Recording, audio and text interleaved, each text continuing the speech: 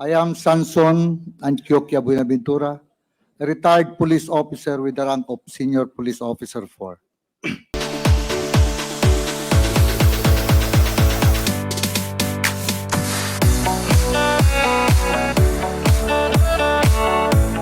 I retired from the police service noon pa pong December 31, 2008. Mula noon, namuhay na po ako bilang isang sibilyan. Dati po akong security driver ng dating Mayor Rudy Duterte sa Davao City na naging presidente ng Pilipinas.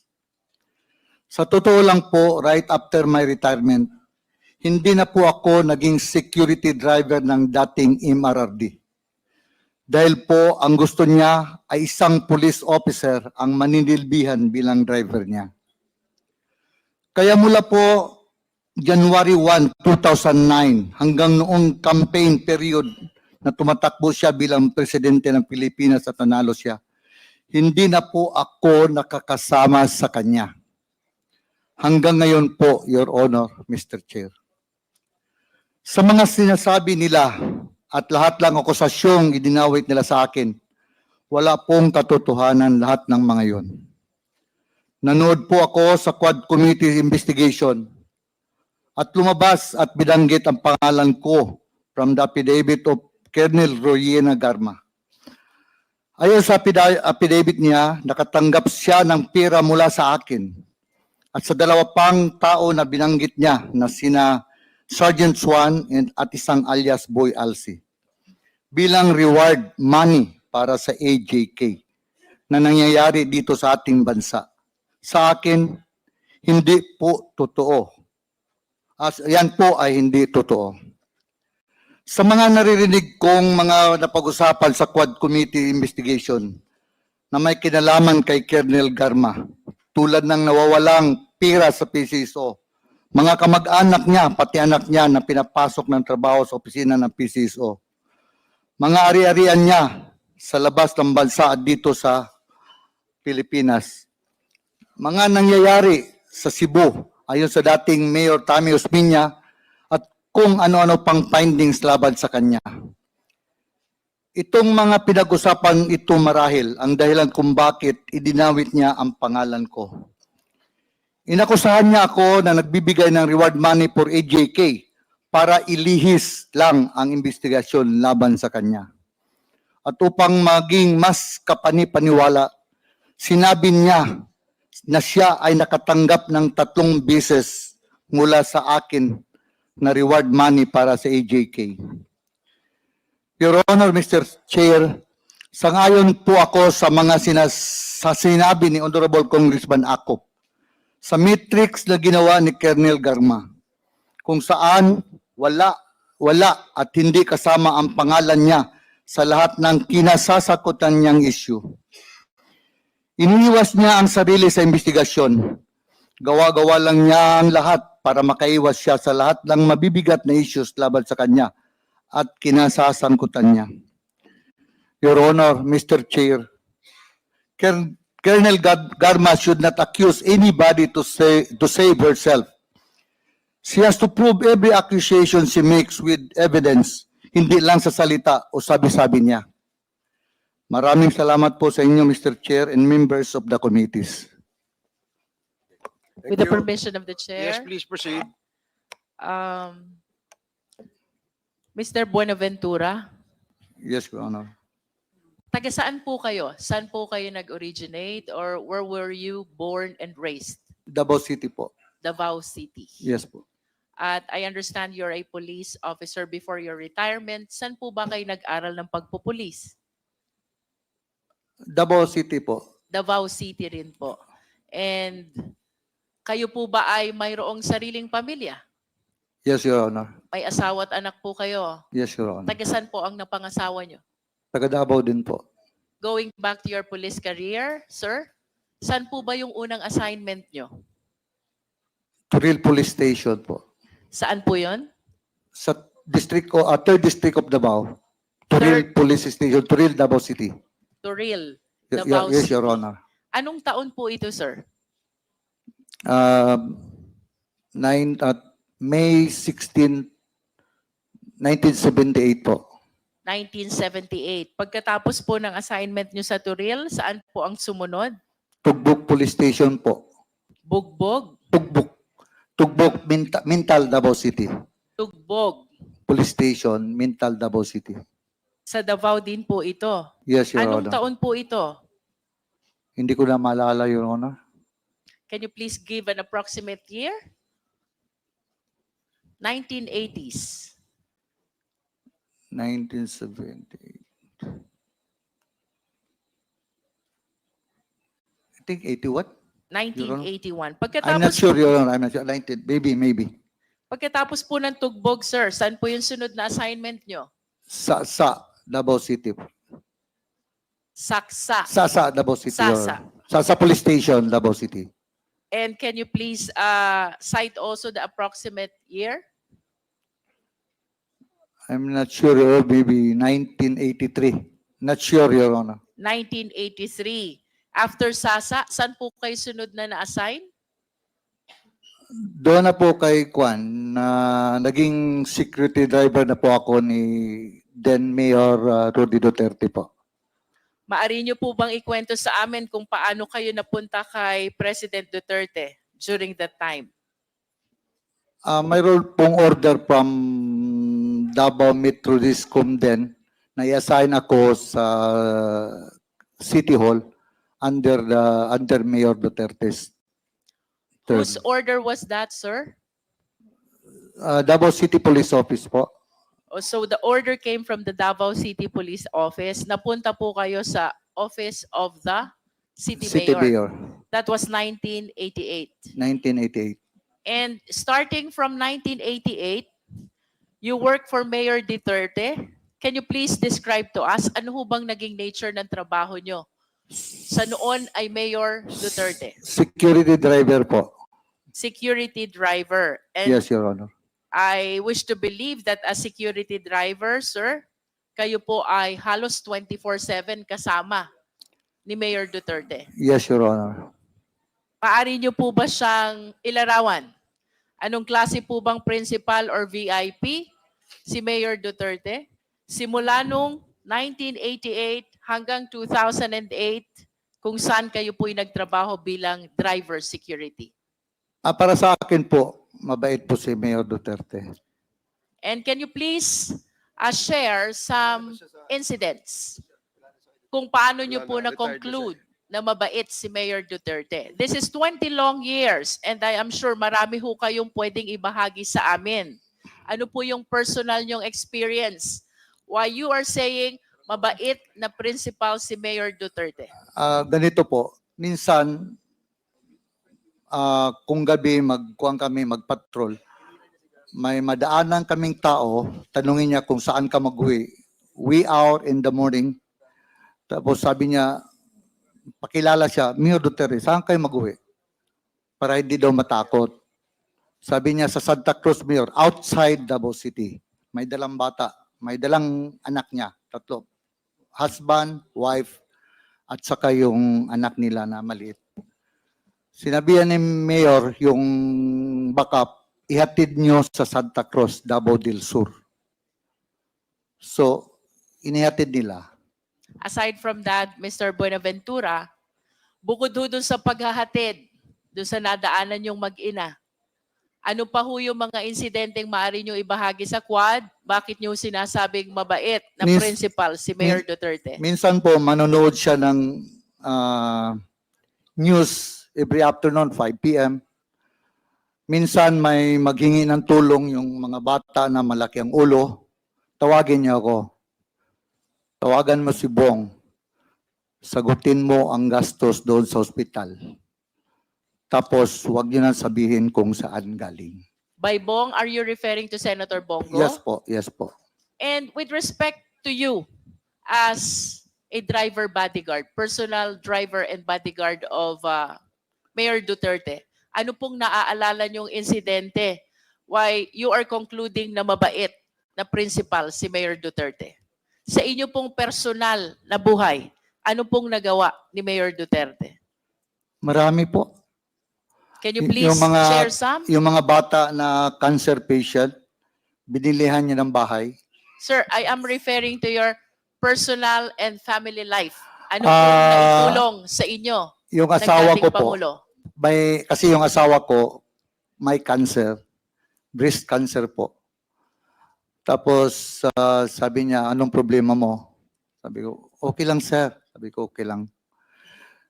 Tinawag niya si Bong, Bong, tulungan mo si Sunny. Yung tinulungan po ako. 2 beses na operahan yung misis ko. Cancer patient. Ngayon po, at least, wala na siya. Okay na. Ayos, actually, na-cure po siya, na-cure. Nasaan po yung misis nyo ngayon? Nasa Davao po. And in addition po dito sa hospitalization ng misis nyo, ano po ba ang naalala nyo na naitulong ni Mayor Duterte sa pamilya nyo?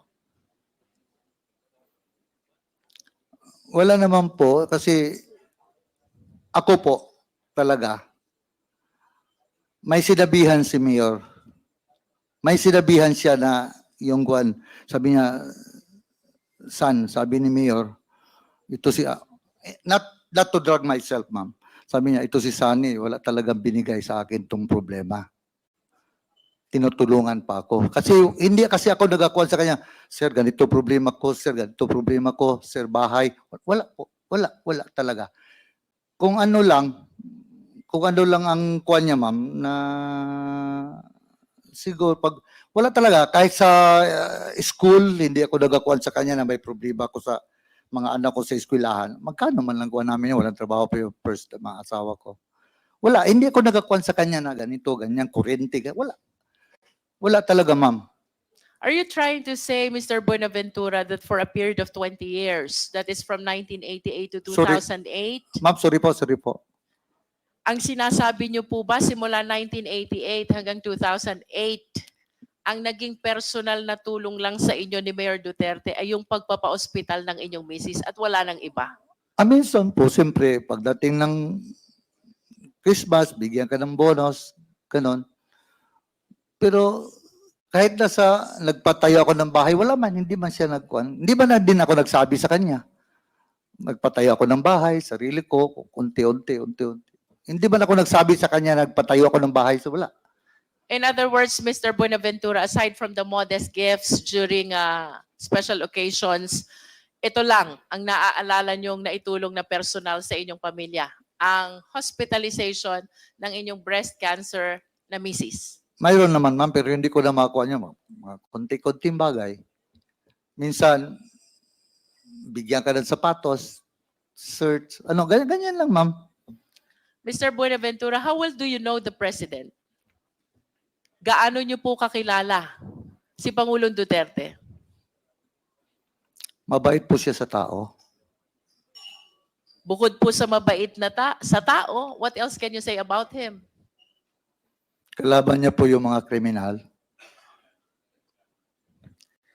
Mr. Buenaventura, I wish to believe na dahil kayo po'y taga Davao, doon kayo pinanganak, doon kayo naging pulis, doon kayo nagkaroon ng unang assignment hanggang sa napunta kayo kay Mayor Duterte. Talagang kilala niyo po si Mayor Duterte. Tama po ba? Yes, Your Honor. As a matter of fact, 20 years of your career in the Philippine National Police was spent with Mayor Duterte. Tama po? Yes, Your Honor. At nais ko po sanang tanungin ito hong mga personalidad na babanggitin ko sa inyo na sa tingin ko po kilala nyo ito dahil sa haba ng panahon na kasama nyo siya sa inyong trabaho. Nakikilala nyo po ba si Police Chief Inspector Ernesto Makasait? Yes, Your Honor. Sino po siya? Bimidal Police Officer ng Davao City yun. How about SPO4 Desiderio Dick Cloribel? Yes, Your Honor. Kapwa police ko po. How about SPO4 Fulgencio Pavo? Yes, Your Honor. SPO4 Bienvenido Laud? Yes, Your Honor. SPO3 Jeremias Baguhin? Yes, Your Honor. SPO2 Teodoro Pagidobon? Yes, Your Honor. And PO1 June Naresma? Yes, Your Honor. Would you confirm with us na ito pong mga police na nakikilala nyo ay miyembro ng Anti-Crime Task Force ng Davao City Police during the time of Mayor Duterte? Headed by Colonel Makasait, Your Honor. Yes. I will be proceeding to the next batch of police officers, Mr. Buenaventura. Nakikilala niyo po ba si SPO3 Reynaldo Capute? Yes, Your Honor. How about SPO3 Simplicio Capute? Simplicio. Simplicio Capute. Simplicio Caputi, wala po. SPO2 Antonio Balolong. Yes, Your Honor. SPO1 Jim Tan. Yes, Your Honor. SPO1 Ben Furog. Yes, Your Honor. PO3 June Cabalinan. Yes, Your Honor. PO2 Arnold De Chavez. Yes, Your Honor. PO2 Rezalino Aquino. Yes, Your Honor. PO2 Jovencio Humawan. Yes, Your Honor. PO2 Enrique June Ayaw. Yes, Your Honor. PO1 Tata Migueliano. Yes, Your Honor. PO1 Ronald Lau. Yes, Your Honor. PO1 J. Francia. Yes, Your Honor. PO1 Reynante Medina. Yes, Your Honor. Senior Inspector Junicio Abude Jr. Yes, Your Honor. Bakit niyo po sila nakikilala? Kapwa pulis po sila. Kapwa pulis ko po from Davao City. And would you confirm that they are members of Heinous Crime Task Force? Yes, Your Honor. And that was also during the time of Mayor Duterte? Yes, Your Honor. Ang sunod ko pong itatanong sa inyo, nakikilala niyo po ba si Edgar Matobato? Nakilala ko lang po si Edgar Matobato sa Samal Island, Your Honor. Paano niyo po siya nakilala? One time, may nakita ako wearing sleeveless shirt. Siguro, sleeveless. Nakita ko, may tao kasi, siyempre, pulis ako, may nakita akong tao naka-sleeveless, naglakad, na naka-holster ng 45 at pumunta siya sa isang sasakyan na yung owner type jeep. Mayroon yan siyang owner type jeep. Paglingon ko, mayroon siyang M14. Napatanong ako sa ibang tao, sino yan? Yan si Edgar Matobato, tauhan ni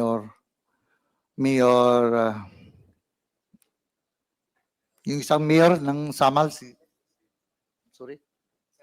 Mayor ng Samal, Edgar Matobato, Antalan. Mayor Antalan, Your Honor. Nabanggit niyo po na nung una niyong nakita si Edgar Matobato ay siya'y may dalang armas? Naka-holster, Your Honor. Walang cover, labas ang 45. Labas ang 45? Yes. At may nabanggit pa po kayong isang armas? M14. M14. Yes, Nalalaman niyo po ba kung si Edgar Matobato ay kapwa niyo pulis? No. And I Sabi understand- ano yan, police? Sabi ko. Kasi naka-react lang po ako dahil police ako na may nakita akong may armas. Ano yan? Bata, yan lang, bata ni Mayor Antalan. I understand that you were a police officer during the time, Yes, Your Mr. Honor. Buenaventura. Did you not bother to prompt Sabi kasi Edgar nila, Matobato? sabi nila member ng CHDF, Ano po yun? Civilian Home Defense Force, Your Honor. Saan po ba naka-attach itong civilian force? Civilian Police Force. na tinuturo? Home Defense Force. Army po yun sa Army. Civilian Home Defense Force. Yes, Your Honor. Saan po ba attach itong Civilian Home Defense Force? Sa military po, Army. Sa military po. Yes, But you Your Honor. were saying kanina na siya ay bata, tao, ng mayor ng Samal. Tama po ba yun? Tauhan siya ng mayor ng Samal. Ano pong pangalan ng mayor ng Samal? Mayor Antalan po. Nalalaman niyo po ba kung ano itong Civilian Force Multiplier? Yes, Your Honor. Ano po ba itong Civilian Force Multiplier? Home Defense Force yun under the Army. Under the Army. Nalalaman niyo din po ba na kayo ay kilala ni Edgar Matobato? After na, Your Honor, after noon. Yung first time nakita ko siya, after noon, nakilala niya rin ako na isang pulis. Kaya, Kilala po kayo ni Edgar Matobato bilang boss doon sa grupo ni Mayor Duterte. No, Do you na- confirm this? hindi naman boss, Your Honor. Security driver lang po ako. Pero Security driver. would you confirm na kayo po ay kilala ni Edgar Matobato bilang isa sa mga tao Isang Mayor pulis po, Duterte. isang pulis. And would you confirm also that for quite some time ito hong si Edgar Matubato ay naging tao din ni Mayor Duterte? Hindi po.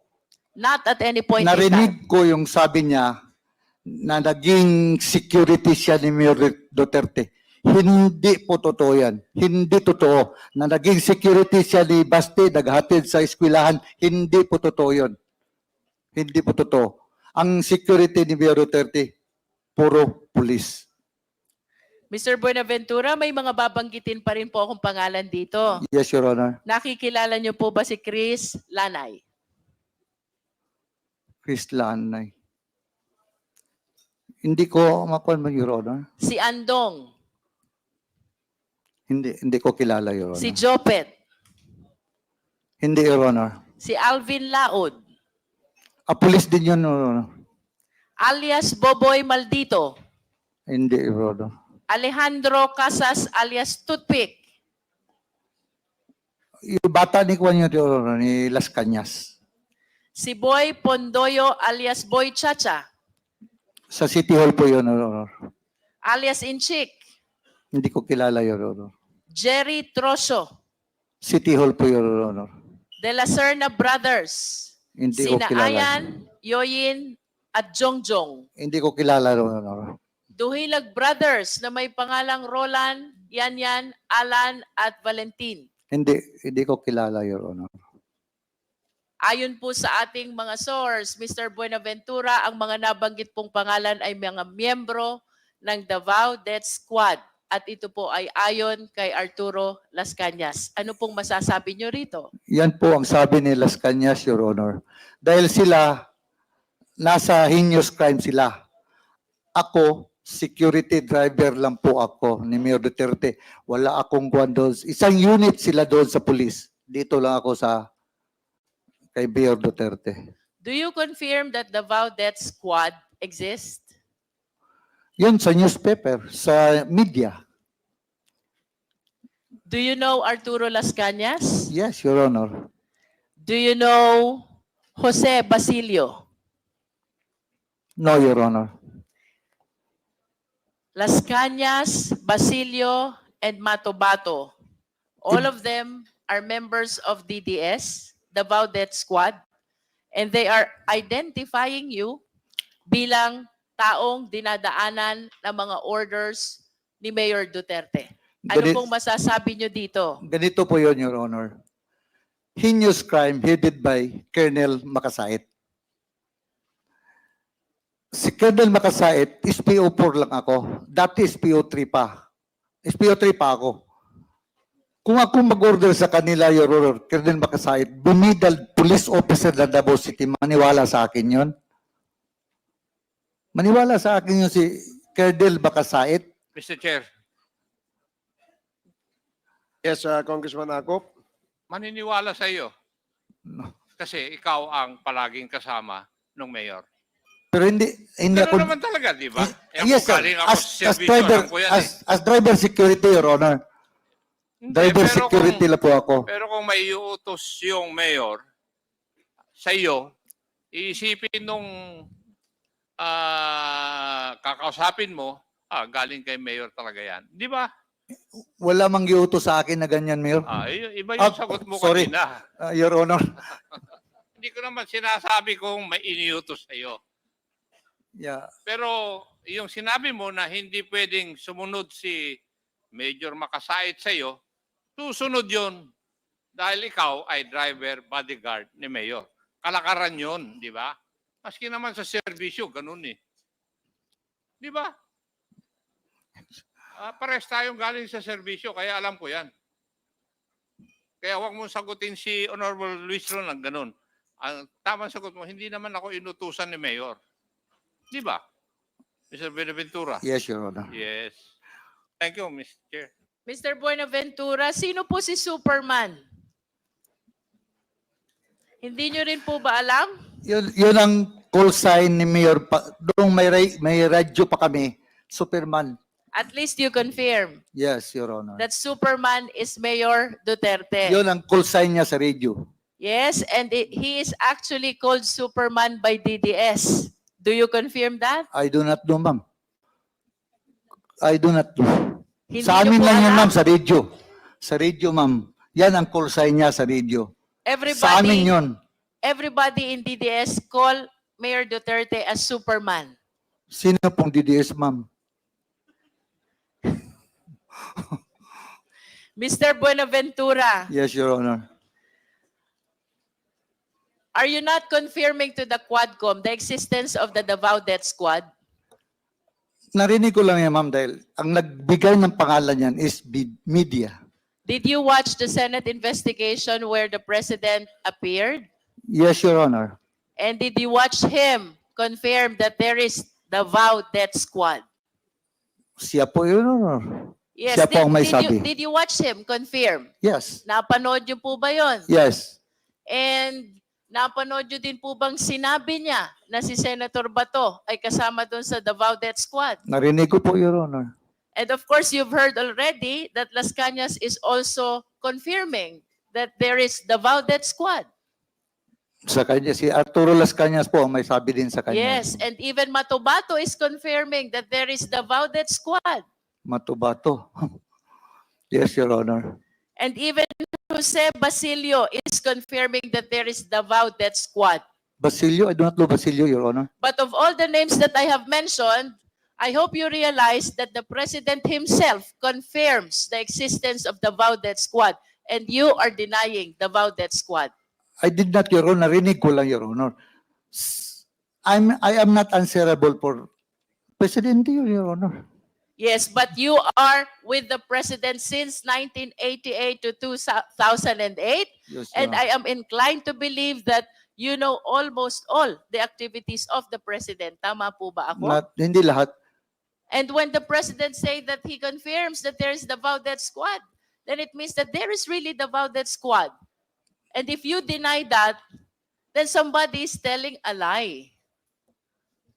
If the President confirms this already, I do not understand why you keep on denying Davao Death Squad. Sa akin po, Your Honor, narinig ko lang. So, kung nagsabi ang Presidente, narinig ko sa kanya. Before I end my interpellation, Mr. Chair, may I request the Secretariat to please flash the two pictures of the President with Mr. Buenaventura.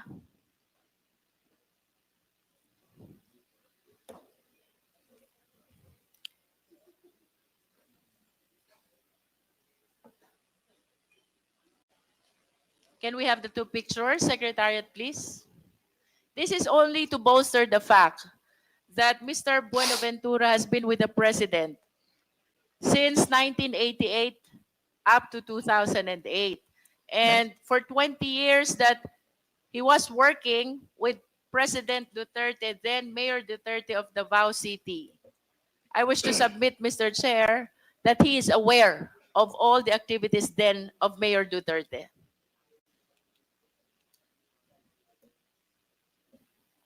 Secretariat.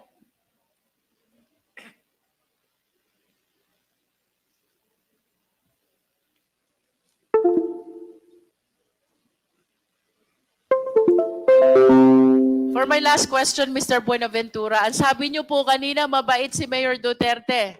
You confirm that? Yes, Your Honor. Kung ibabalik ko po yung inyong nakaraan and if you will be given the choice, sino pong gusto nyong maging principal nyo ulit? Si Mayor Duterte po ba ulit? Yes, Your Honor.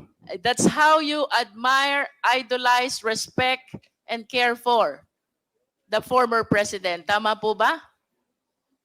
Yes, Your Honor. And in the scale of 1 to 10, Mr. Buenaventura, if we will be assessing your loyalty and dedication to the former president, paano nyo ho ba gradean yung level ng loyalty at dedikasyon nyo sa former president?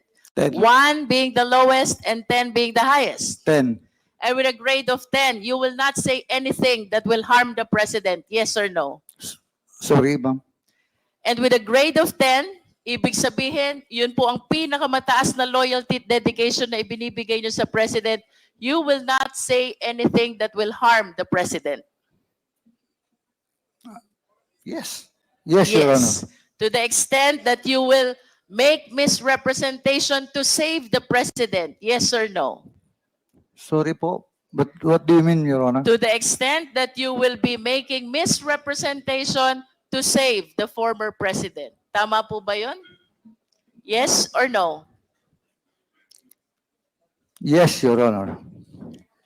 With that, Mr. Chair, then I wish to believe that the representations that he is giving Mr. to us Chairman, right now, Can you kindly not translate that to entirely true. Tagalog? Para Mr. Buenaventura, Sorry.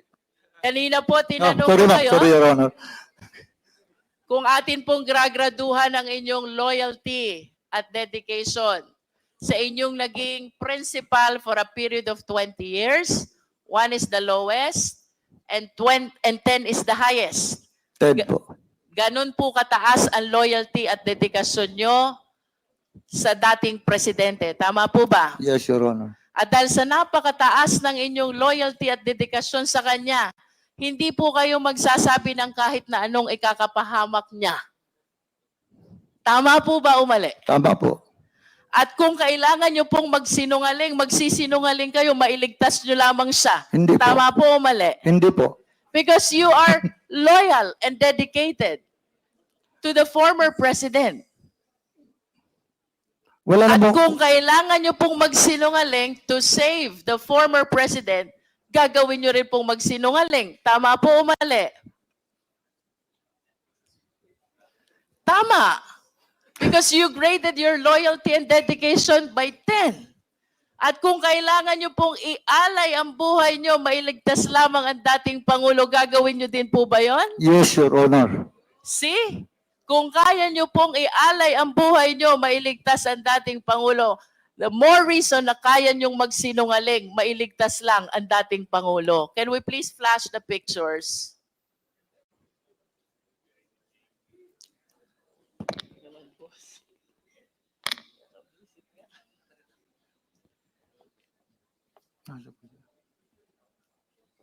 Next picture, please. The two old pictures. There. Maaari niyo po bang Oh. ituro sa amin dyan? Sino po ba kayo dyan? Yung nakatindig po, nakaputi. Yun pong nakatayong nakaputi. Yes, Your Honor. Sino po yung may bilog doon sa gitna?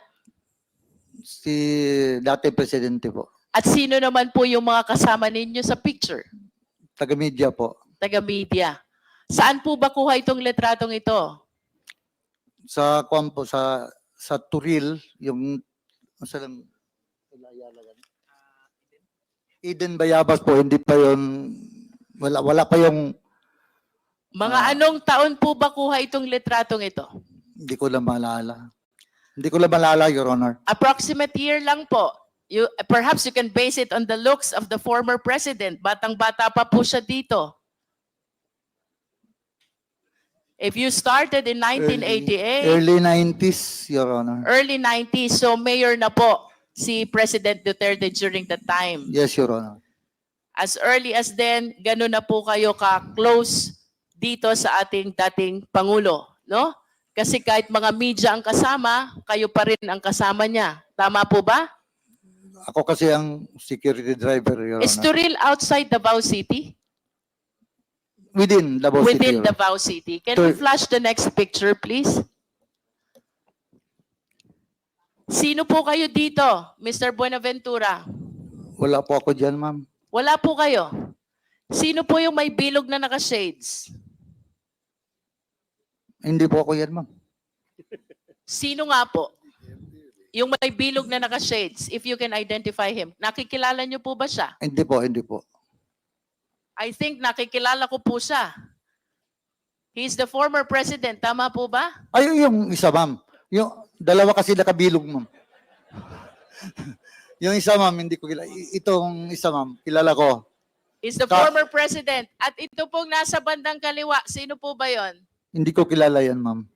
Hindi niyo po nakikilala. Yun pong nasa likod. Ay, hindi po. Hindi nyo rin po kilala.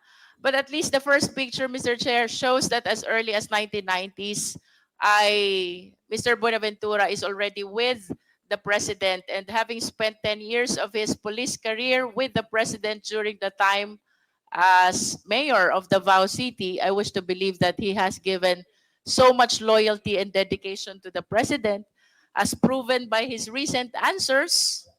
Ang sabi po niya, kung kailangan niyang ialay ang buhay niya to save the president, gagawin niya. At kung kailangan niyang magsinungaling to save the president, magsisinungaling siya. I submit, Mr. Chair.